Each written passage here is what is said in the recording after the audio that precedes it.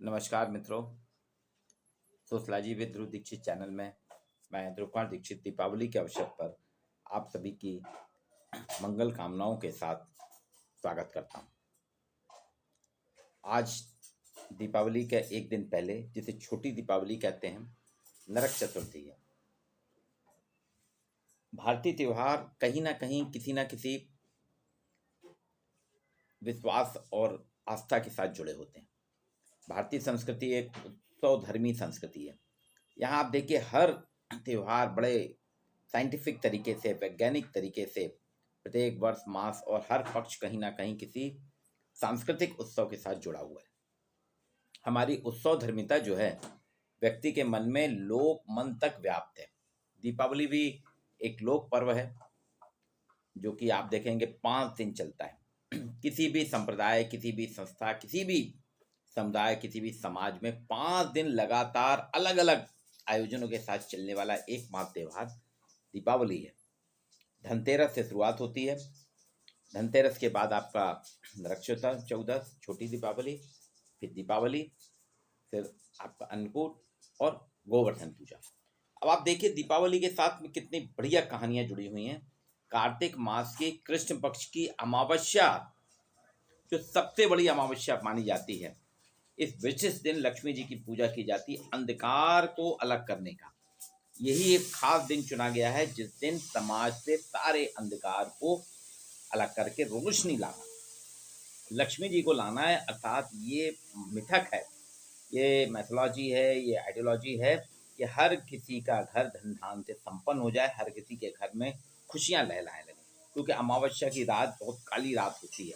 उस काली रात में उजेला लाना इतना आसान काम नहीं है। एक कहानी तो है कि भगवान राम 14 वर्ष का वनवास पूरा करके वापिस अयोध्या लौटे थे, तो उनके भ्राता, जो उनके छोटे भाई थे भरत और शत्रुघ्न, उन्होंने पूरी सड़कों को फूलों से सजा दिया था, पूरी सड़कों पे दिए लगा दिए थे और पूरे अयोध्या नगरी को इतना रोशन कर दिया था कि कुछ भी मतलब यहाँ पे गंदगी नहीं दिख रही, साफ सफाई के साथ इतना व्यवस्थित कर दिया था।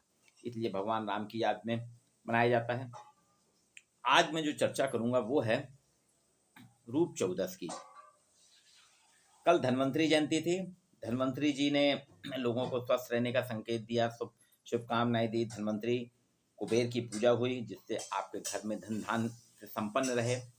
अगर आपका मन स्वस्थ होगा, शरीर स्वस्थ होगा, तो आपके पास पैसे की कोई कमी नहीं होगी। इसलिए धनतेरस मनाई जाती है। धनतेरस के बाद आज है रूप चौदस, जो कि छोटी दिवाली के रूप में जानी जाती है। भी मैं कुछ पढ़ रहा था, एक बबीता मिश्रा है ज्योतिषाचार्य, उन्होंने बहुत अच्छी बात की है। दिल्ली की हैं बबीता मिश्रा, ज्योतिषाचार्य। वो कह रही हैं रूप चौदस वास्तव में अलक्ष्मी से लक्ष्मी बनने का पर्व है। आप अलक्ष्मी से लक्ष्मी बनने का पर्व है रूप चौदस। उन्होंने कहा कि दीपावली बहुत बड़ा त्यौहार है और इसके एक दिन पहले हम नरक चौदस के दिन साफ सफाई करते हैं, रूप चौदस करते हैं। यहाँ नरक से तात्पर्य, एक कल मैंने कहानी दी थी आपको, मैथोलॉजी, उसमें था नरक, नरकासुर राक्षस का वध। वहां पे भी देखिए सत्यभामा में ने किया था, मतलब महिलाओं की शक्ति संपत्ति को उन्हें उजागर करती है नरकासुर का वध। आज मैं बता रहा हूँ कि ये जो है नरक अर्थात गंदगी, कमी और खराबियों। नरक का मतलब ये नहीं है स्वर्ग नरक की अवधारणा। स्वर्ग नरक की अवधारणा भी वही है, पाप पुण्य की, आप अच्छे कर्म करेंगे तो आपको अच्छी जगह मिलेगी, और अगर आप जीवन अपना आपका गलत, बेईमानी और भ्रष्टाचार से युक्त होता है तो आपको नरक मिलेगा। नरक अर्थात एक बेकार जगह। यहाँ पे नरक से तात्पर्य कि आपके जीवन में जितनी भी गंदगी है, कमियां हैं, खराबियां, इन सब से आज मुक्त होके और उजाले की ओर बढ़े अपन। इसलिए जो चीजें हमें असुंदर बनाती हैं, रूप चौदस उनको ठीक करने का विधान है। मतलब नरक चौदस जो है आपके जीवन में जिन चीजों से आपके कारण गंदगी है, खराबियां हैं, कमियां हैं, इन सबको अलग करके आपको आगे बढ़ने का मौका देती है। इसमें वास्तव में स्त्री जो है, हमारे यहाँ स्त्री एक जननी है। वह अपनी फुलवारी, रसोई घर, सभी चीज को सजाती संवारती है। किचन को भी संवारती है, बगीचे को भी संवारती है, पूरे घर रूपी बगिया को सजाती संवारती है और खुद भी वो आकर्षक बनती है।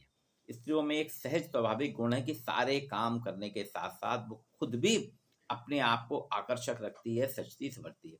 ये एक पारंपरिक गुण है, ये हर हिस्ट्री में होता है, चाहे भारतीय हो चाहे पाश्चात्य हो। आधुनिक युग में औरतें अपनी दादी नानी की परंपरा को संभालते हुए सच्ची संभाल रही हैं। आप देखिए, दीपावली एक ऐसा पर्व है जिसमें महिलाओं का रूप सौंदर्य जो है पारंपरिक ही रहता है, आधुनिक नहीं रहता। बाकी घर का डेकोरेशन वो आधुनिक कर देती हैं, घर को पहले की अपेक्षा आधुनिक कर देती हैं। और अब देख रहे हैं कि ग्लोबलाइजेशन के ज़माने में, उपभोक्तावाद के ज़माने में, हमारे मिट्टी के दिए धीरे धीरे हमारे घरों से गायब हो रहे हैं। पहले 100-100, 500-500 दिए जलाए जाते थे, फिर झालर आई, झालर के बाद फ्लोटिंग जो आपके दिए आ गए हैं, मोमबत्ती ने स्वरूप ले लिया है, कैंडल लाइट आ गई है, फ्लोटिंग लाइट आ गई है, बिजली कंपनियां एक से एक उत्पाद दे रही हैं। तो घर में हमारे यहाँ कंडील जो कि हम लोग घर से बनाते थे, परंपरा के अनुसार बनाती थी, पारंपरिक रूप से घर के सभी लोग मिलकर बनाते थे, अब वो आर्टिफिशियल चीजों ने ले लिया है। नरक चौदस जो है महिलाओं के सम्मान का पर्व है, क्योंकि महिलाएं जो हैं उत्सव प्रेमी होती हैं। भारतीय महिलाएं जो हैं उत्सव को बहुत ही संजीदा तरीके से मनाती हैं, बहुत ही उत्साह पूर्वक मनाती हैं, उत्सव प्रेमी होती हैं। इसलिए वो हर कोई भी त्योहार हो, छोटा हो बड़ा हो, सामान्य परिवार हो, कहीं भी आप देखिए, हर परिवार में खुशियां जो है बड़े लुत्फ के साथ मनाई जाती हैं, उठाई जाती हैं। त्योहार के बहाने महिलाएं स्वयं भी सजती हैं, अपने परिवार को भी संभालती हैं और अच्छा देखने का प्रयास करती हैं। रूप चौदस पे स्त्री खुद को अलक्ष्मी से लक्ष्मी बनने की प्रेरित करती है। ये बहुत बढ़िया बात की है बबीता मिश्रा ज्योतिषाचार्य ने, कि महिलाएं अलक्ष्मी से लक्ष्मी बनने की ओर अपने आप को प्रेरित करती हैं, और ये उनके सम्मान का पर्व है। त्योहार के बहाने महिलाएं जो है, कामकाजी महिलाएं खासतौर पर अपने व्यस्तम समय से खुद आगे रखने की कोशिश करती हैं, कि व्यस्तम समय में से कुछ समय ऐसा निकालें जिससे अपने आप को स्थापित करें, अपने आप को आगे रखें, परंपराओं का निर्वहन करने का प्रयास करते हुए खुद भी सस्ती समझती हैं और अपने आप को और पूरे अपने घर को आकर्षक रखती हैं।